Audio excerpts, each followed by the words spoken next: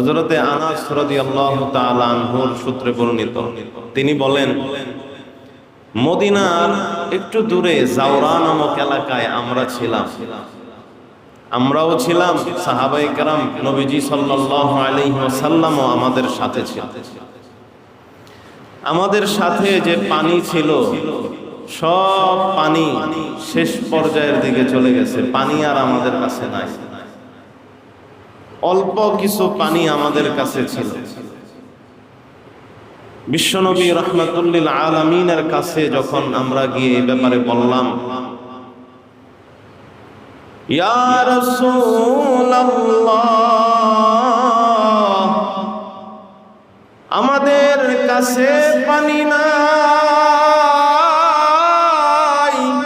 ওযু করব কি দিয়া, পান করব কি, পানি নাই। বিশ্বনবী রাহমাতুল্লিল আলামিন বলে, তোমাদের কাছে কি সামান্য পানি আসেনি?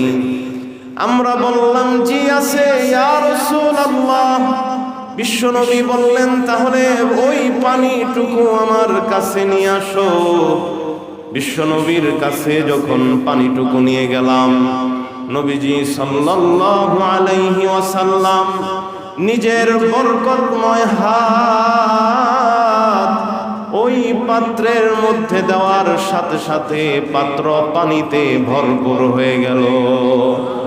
এমন পানি বের হতে শুরু হলো, পানি আর শেষ হয় না।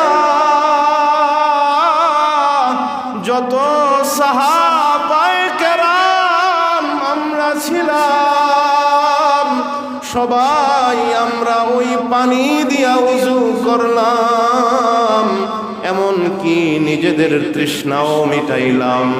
কিন্তু তারপরেও পাত্রের পানি শেষ হয় না।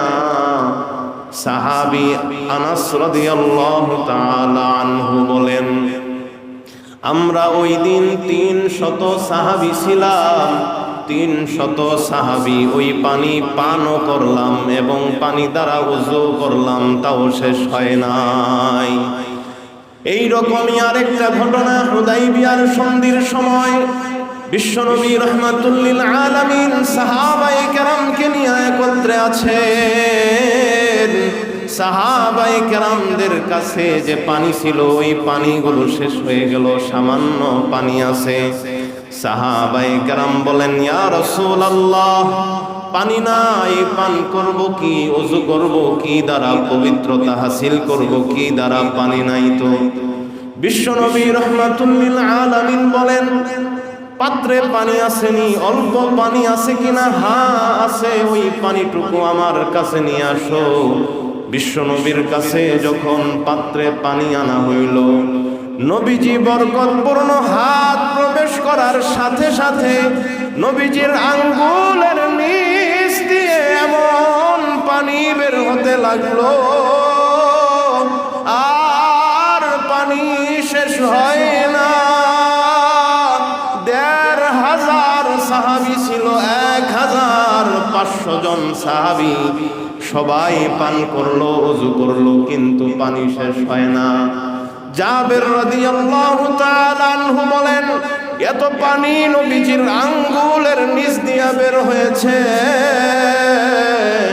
আমরা যদি 1 লক্ষ সাহাবী থাকতাম,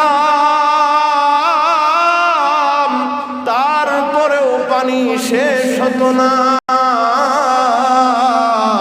এত পানি বিশ্বনবীর আঙ্গুলের নিচ দিয়ে বের হয়েছে।